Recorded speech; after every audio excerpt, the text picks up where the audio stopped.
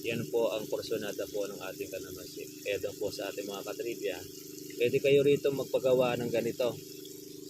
Ang technique po dyan ay pinapapalahan po namin. Nag-uupa po kami na magpapala.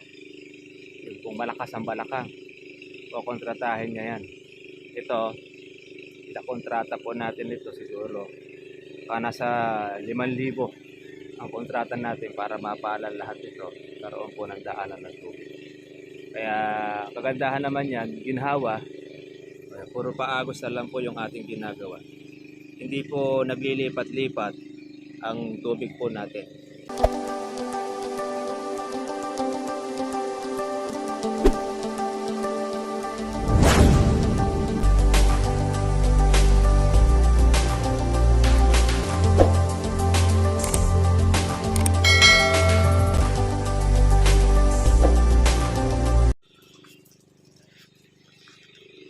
Kumusta na po kayo mga katribya at welcome po sa aking YouTube channel. Ako din po pa mga katribya po itong araw po na ito.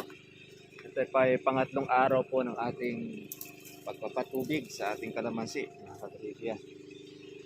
Kaya naman ay yan yung ating pong mga maliliit na mga bunga. Yan po ang ating kailangan masuportahan ng ating patubig.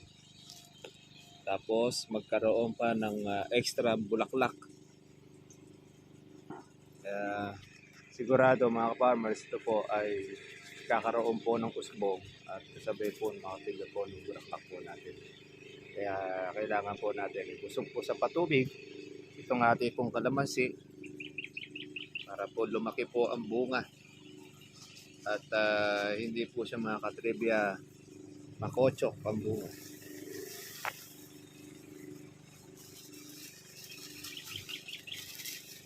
Tama natin yung ating 2 tuta na bigay.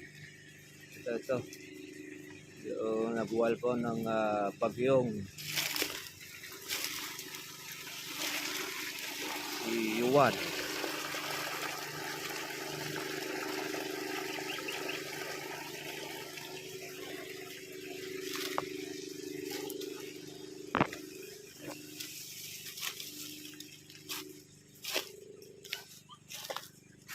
Ayaw ng tubig sa ating kalamansi. Sunod yung ating 2 tuta.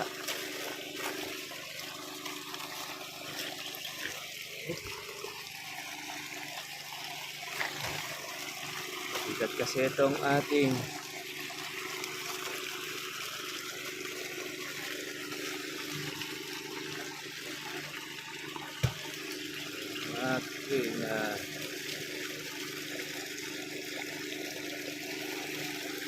saging.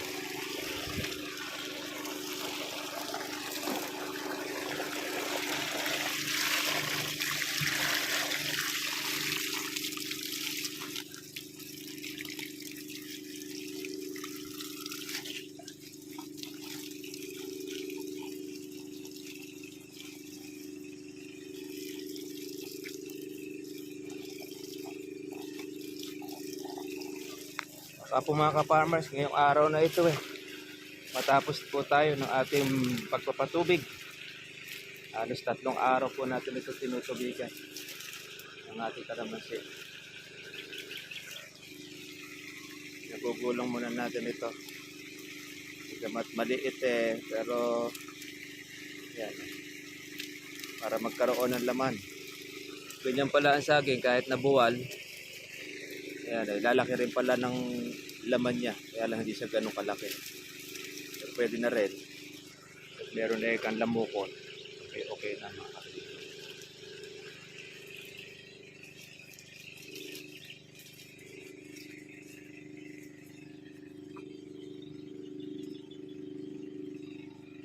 Shoutout po natin ang ating mga ka-farmers sa iba-iba pong mga lugar. At ito. Laga po tayo muli at tubig. Makulimlim po ang panahon. Kaya lang umulan po kagabi, kahapon. Mahina lang, ambul-ambul lang siya mga kapatid. Shower rain, kaya hindi po makakabusog po ng ating kalamansi. Kaya kailangan po natin sabayan po ng ating patubig. Meron po tayong sabog ng abono na dapat ay meron tayo mga katribya po patubig. Napakahalaga po niya sa ating kalamansi. Kaya kung kayo po ay magtatanim po ng kalamansi, yan po ang unang hanapin. Kung saan po kayo kukuha po ng patubig. Kaya kung wala po tayo magiging patubig at aasa lang po tayo sa ulan, hindi po kayo makakapagpabunga at makakapag-survive lang ang kalamansi ninyo pagka po tag-ulan. Tag-araw naman, nanunuyo siya, tendency pong mamatay. At sayang lang po mga katibig po ang hindi po magiging pera ang inyong pong puhunan kapag po hindi kayo nag-produce po ng patubig. Kung wala kayong ilog, wala kayong irrigation, pwede kayo po magpabaon po ng tubo, yung deep well kung tawagin. Meron naman po ngayon mga katibig po ay mga solar na pagpapatubig, pwede rin po. Saan po kayo hiyang, kung ano yung gusto niyo, malaya po kayo pumili. Basta ang mahalaga, meron kayong gagamitin. Kagaya po niyan. Dahil isa po yan na requirements sa Kalamansi and Farm na meron tayong malakas na patubig para kung marami po ang bunga ng kalamansi ninyo, masupplyan po natin mga katribya. Ganito mga katribya, ang maganda po sa ating patubig. Meron tayong kanal na kung saan mismo sa kalamansi po natin po pinararaan po yung ating patubig. Ito. So, ito naman po yung gitna. Ayan. Ito yung pinakapantok. Kaya hindi po tayo mababasa. Kaya lang tayo mababasa dyan pagka maglilipat lang tayo ng hose. O yung magsusudlong. Ayan. Ito po mga ka-farmers po. Busog na busog po ang kalamansi natin. Dahil meron po siya yung kanal. Pagka umagos po siya, ayan, matagal na po mga katribya po ang ulit po natin. Mga 8 to 10 days ng ulit natin sa pagkapatubig pagka po ganitong danaw siya. Yan po ang porsonada po ng ating kalamansi. Kaya doon po sa ating mga katribya, pwede kayo rito magpagawa ng ganito. Ang technique po dyan ay pinapapalahan po namin. Nag-uupa po kami na magpapala. Yung pong malakas ang balakang. O kontratahin niya yan. Ito, itakontrata po natin ito siguro. Nasa 5,000 ang kontrata natin para mapaalala lahat ito. Karoon po ng daanan ng tubig. Kaya kagandahan naman yan, ginhawa. Puro paagos na lang po yung ating ginagawa. Hindi po naglilipat-lipat ang tubig po natin. Tapos, busog pa ang ating pong kalamansi mga ka-farmers. So pagka halimbawa nagpatubig tayo, kahit na sa palagay natin na 3 araw tayo matatapos, sulit naman. Ang ulit naman po niyan ay 10 days, lalo na pagka po ganyan na sagana ng tubig natin. Yan po ang porsonada po ng ating kalamansi mga katribya. Huwag po nating titipirin ang kalamansi natin sa tubig, lalo na po sa tag-araw. Dahil yan lang po tayo po pwede makapagpabunga ng marami kapag ka po tag-araw. Kasi hindi naman lahat po ay mayroong patubig na kagaya na sa amin. Merong iba umaasa lang po doon sa ulan. Lalo sa parte po ng Mindoro, hindi na po sila nakapapatubig po dyan. Kundi bagkos ay sa tagulan, doon po umaarangkada ang Mindoro. Kaya bagsak ang presyo ng kalamansi pagka po tagulan. Ngayon, ang gumagana po ang mga taga-Luzon, ayan, pagka po matindi ang init, diyan po tayo nakakapagpalusot ng mga kalamansi, lalo na po ng buko. Kaya ayan po mga katribya, ang technique o pamamaraan, lalo na pagka po tayo ay bago pa lang po sa ating kalamansi. Gagawa na po tayo ng ganitong daanan ng tubig para po hindi nakababad ang inyong paa pagka kayo ay magpapatubig sa kanyang kalamansi. Ayan. Hindi siya lumilipat. Ayan. Paagos lang tayo ng paagos. Hanggang doon sa mawala na po yung makarating na siya doon sa pinaka-basa. Gaya nun. Yun po yung ating tuyong kalamansi. Ayan o.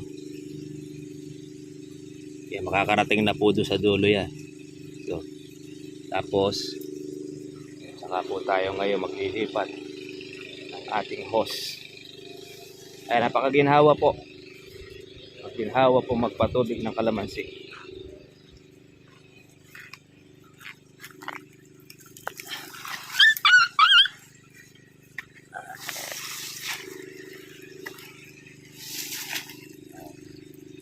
Malilipat. Ito, nasangal po itong ating kalamansi na ito. Pag ganyan pong nasangal, di na po natin po pwede siyang itayo. At pagka pumitas, makukuha pa natin po yung bunga. Ngayon, pagka po hindi po siya nalanta, pwede. Kaya lang, huwag natin gagalawin. Pag nagalaw kasi ito, may tendency yan ay malanta.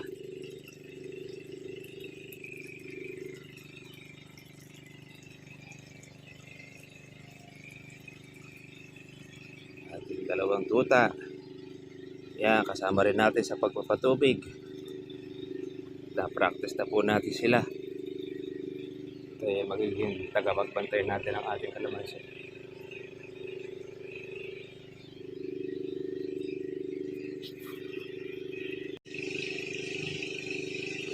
Mabuko natin mga maliliit.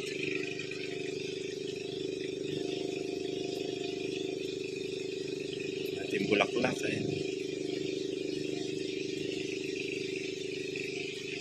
Yung mga lumulusot na. Yung mga maraming bulaklak. Bunga pa po ito mga ka-farmers po noong ulan. Kaya mangyayari po, mapupuno ito ng bunga. Kaya magtutuloy po yung mga bulaklak na ito ating maaalagaan. Kaya kailangan natin pagbutihan po ang pag-aalaga. Dahil yan po yung ating naasahan.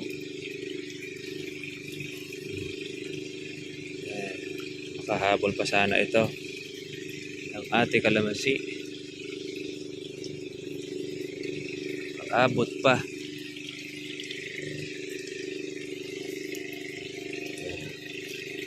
Meron rin siyang mga may sira pero hindi naman po ganun karami. Oo.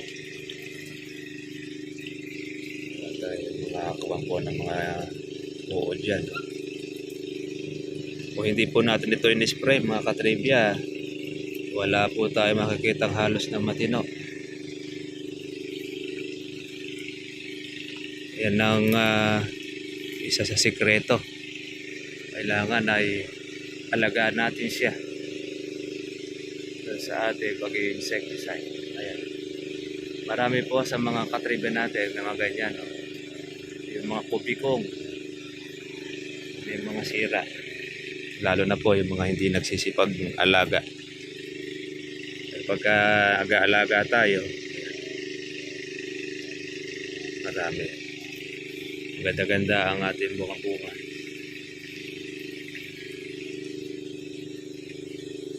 Maliliit pa lang po ito mga ka-farmers.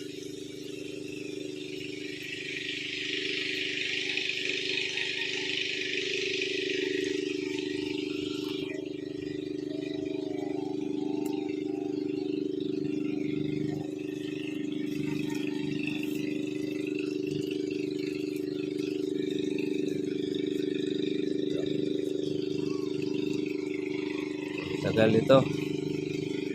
Ito mga bakanting ito mga katribya. Yan, magkakaroon ng bulaklak yan. At nakatikim ng malakas na ulan or ng patubig. Tapos na po tayo. Ay, mga bulaklak ay lumalabas na mga ka-farmers. Ating pagpapatubig.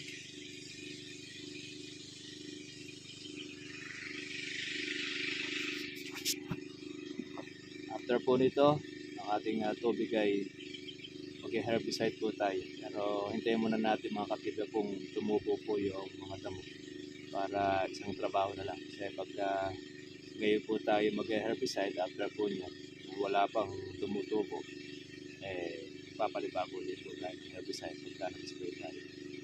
Kaya mas maganda, yung makatubo muna po yung mga damo Para nun, hindi po masayang po yung ating gamot, pati herbicide po natin. Tutok lang muna natin mga kapatid po ngayon. Ayan, yung ating pag-spray muli para po doon sa ating pong maglabas po ng bulaklak. Yan, kailangan rin po natin mga kapatid po na mag-foliar pagkatapos po natin ng tubig para lalo pong mas mabilis pong kumain po ng pataba itong ating kalamansi. Pagka hindi po natin ito nisprayan po ng ating pong foliar, although kakain din po yan ng ating pong pataba, pero mas maganda po may pataba sa ilalim, meron rin po tayong pataba po doon sa mga dahon. Kaya nakakatulong po yung foliar mga katribya para po doon sa mga dahon natin. Direct na po siya doon po sa puno. Samantalang doon sa ugat, yun naman po yung ating puno. Para mga katribya, dito na lang po ang ating pong vlog. Kita na po tayo bukas para sa susunod po natin na vlog o episode. Maganda po sa yung magandang araw po sa ating lahat. God bless po mga katribya. Bye bye. Paalam po sa inyo.